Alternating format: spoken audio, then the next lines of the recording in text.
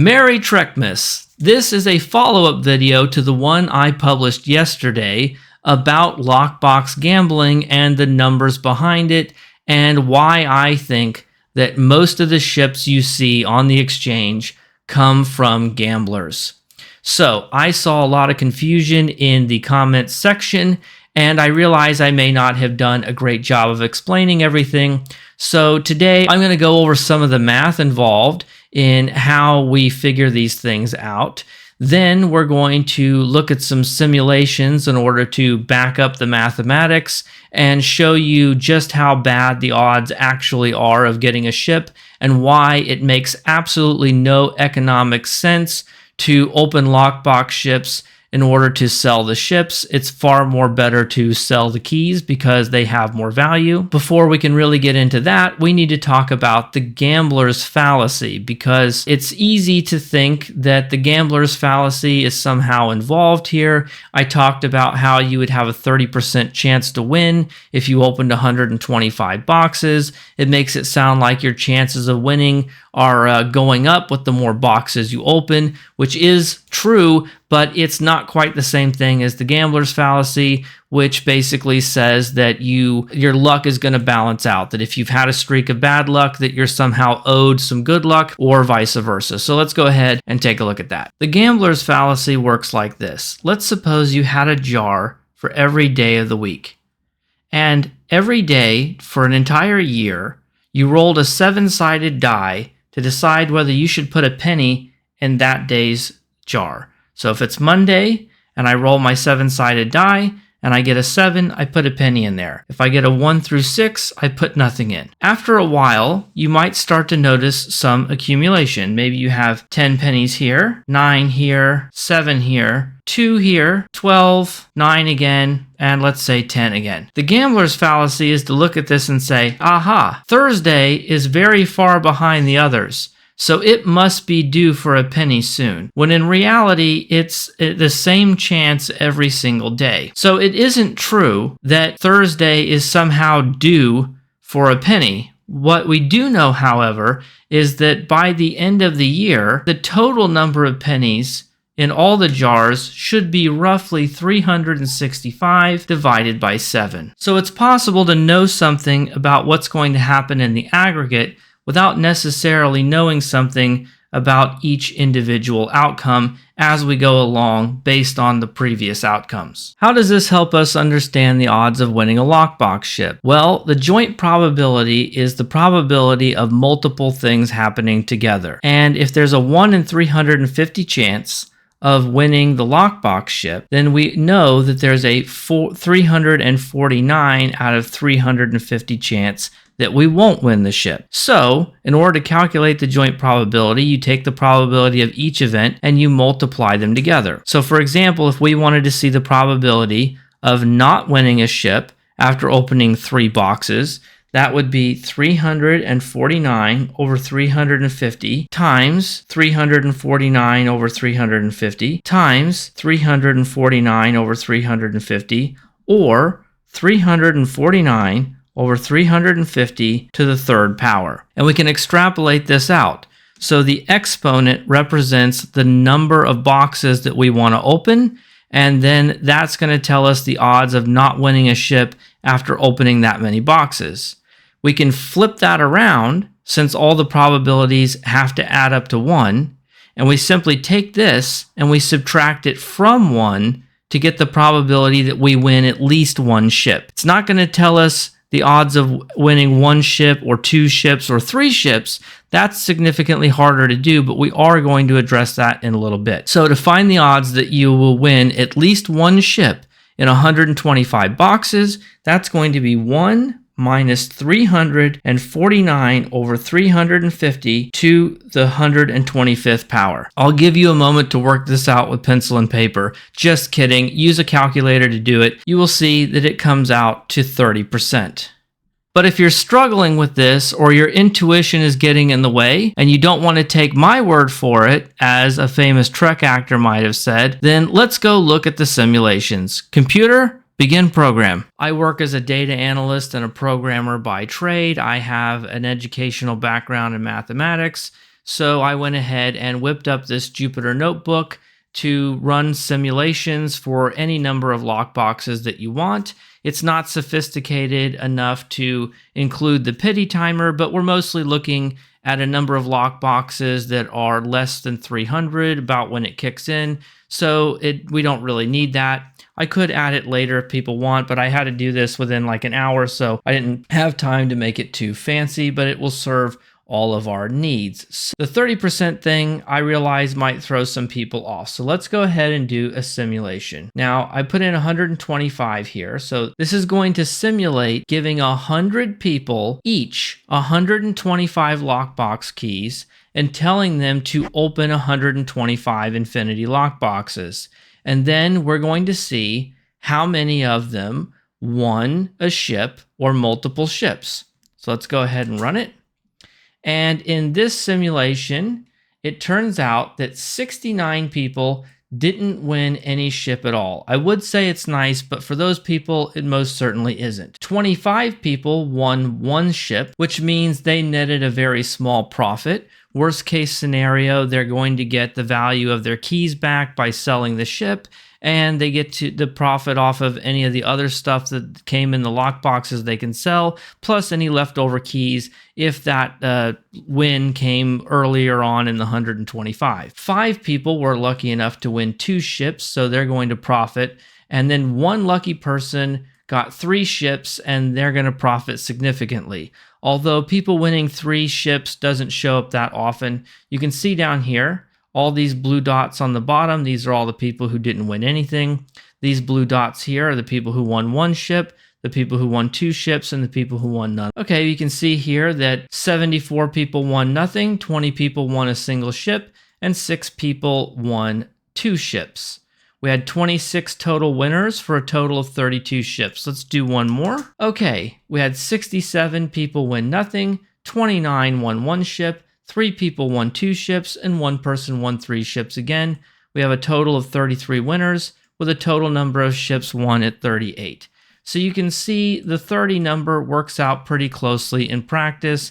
If you keep doing this, you'll see that they're all very, very close to 30 winners, with about 5 extra ships being won due to people winning a second or a third ship. Okay, now what would a distribution look like if we were to do this 1,000 times? What if we ran this simulation 1,000 times and we took a look at total winners and we took a look at total ships? Well, thankfully, I programmed that in as well. So let's take a look at what total winners looks like. Okay, I have 125 keys put in here again. Let's go ahead and run it. And we're going to get the results. And we get the results. The minimum number of winners was 17. The maximum number of winners was 47. Again, this is out of 1,000 simulations where 100 people each open 125 lockboxes. The average number of winners was 29.99, almost exactly 30%, just like we said it would be. All right, we're going to run it one more time. And the lowest was 15 winners, the most was 47, and the average number of winners was 29.692. Again, this is almost exactly 30%, which is what we predicted it to be. Okay, but that's how many winners there are. We've already seen that some of the winners are going to win multiple ships. So what does it look like when we instead consider not the number of winners, but we do 1,000 simulations to see how many ships they won? Okay, here we go. Let's go ahead and run it. This time we're looking at number of ships won, not at the number of winners. And we can see that it is concentrated around 35. So the minimum number of ships won was 16. So in one of the simulations, only 16 ships were opened, and the maximum was 55. So the best case scenario out of 1,000 simulations was that 55 ships were opened out of 100 people opening 125 lockboxes each. That is a lot of lockboxes, and it only produced, at best, 55 ships with an average of 35 ships. So about 5 more than the number of winners. Okay, let's revisit the first simulation and take a look at what all of this really means, because we talk about what the odds are of opening a ship. We talk about what the odds are of opening multiple ships. So the break-even point without the pity system being incorporated into our simulation is around 250 keys. If you're opening thousands and thousands of boxes and you're hitting the pity system over 300 boxes, it brings the average down to around 219, 220. That's what Spencer found. So let's put 250 keys into our simulator here and give it a run. Now you'll see here that 45 people out of 100 when opening 250 lockboxes didn't get a ship. That's basically a coin flip. Let's try it one more time. This time it's 51%. Let's try it one more time. Now it's 55%. So even at 250 keys, there's no guarantee. You're basically still at a 50-50 coin flip. It isn't until you hit 300 boxes that you start to hit the pity timer, where your chances go up from 1 in 350 to 1 in 35, which will make it much more likely that you'll open the ship. So there are a couple of arguments that keep coming up over and over again that I think we can pretty easily debunk at this point. We saw from the previous video that 125 keys has the equivalent EC value of one lockbox ship that you can get from opening boxes with the keys. Think of it this way. What if you went to a boat dealership and you wanted a boat? And the guy says, if you give me $5,000, I'll give you two choices. You can either have the boat and just walk out of here with it, which is the thing you came in for, or I'll give you a 350-sided die, and I'll let you roll it 125 times. And every time it lands on 350, I'll give you a boat. Only a fool would choose the mystery box when you could just take the boat. So with that in mind, let's take a look at the idea that the people putting these ships up on the exchange are botters and dill farmers. If you're a botter or a dill farmer, or someone who buys their currency through a VPN using regional pricing to get it for cheaper than it would be in your own country, it doesn't change any of the math that we've seen so far. If you have a lockbox key, no matter where you got it, if you got it from dilithium farming to get Zen, or you paid your own money in your own country's currency, or you paid a smaller amount by using another country's currency, at the end of the day, you still have a key. It doesn't matter how you got it. And when you go to put it on the exchange, you're going to price it based on current market value. You're not going to price it based on how much you paid for it. So if the current market value is 12 million EC, you're going to price it at 12 million EC, or maybe a little bit less if you want it to sell faster. So the ratio of 125 keys to one lockbox ship is not dependent on how much it costs you to get the key, nor is it dependent on whether you got it through dilithium farming or regional pricing, or whether you used a charge bonus, or whether you bought the keys during a flash sale, or whether you paid full price. None of that matters. What matters is when you go on the exchange, 125 keys has the same EC value as a lockbox ship. That's all that matters. All those other things are red herrings. They're not important. So returning to the original question from the first video, why would anyone with 125 keys ever open them to get a lockbox ship to sell on the exchange if what they're after is energy credits, when you are virtually guaranteed to get more energy credits by simply selling the keys? You're taking a chance, a 30% chance, that you will make some kind of small profit. And even if you do, and you recycle it into more keys so you can gamble again to try and sell more ships, you are going to slowly bleed energy credits until you go broke. It is not a winning strategy. You are virtually guaranteed to lose value when you open a lockbox. The keys are simply worth more when they haven't been used. And that fact is what I'm trying to get across here. If your first priority is to get the ship or to make energy credits, then that is a losing strategy. So the only people who are going to do that are two kinds of people. People who don't understand how bad the odds are. And if you're one of those people and you've seen this video, you now know. So hopefully you won't do it anymore. Or you're the kind of person for whom the gambling itself has inherent value, which is what I said the last time.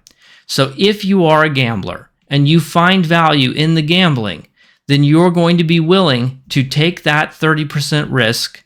You're going to be willing to throw away that value because of the thrill you get when you do hit those 2%, 1%, those times where you get 3-4 ships out of your keys. I hope that this video has cleared things up. If it hasn't, then please leave your questions down below and I will do my best to answer them. If I need to do a third video, I will, but hopefully I won't have to after this. Thank you so much for joining me. Don't forget to hit that like button, subscribe if you haven't already. Merry Trekmas, and I will see you in the next one.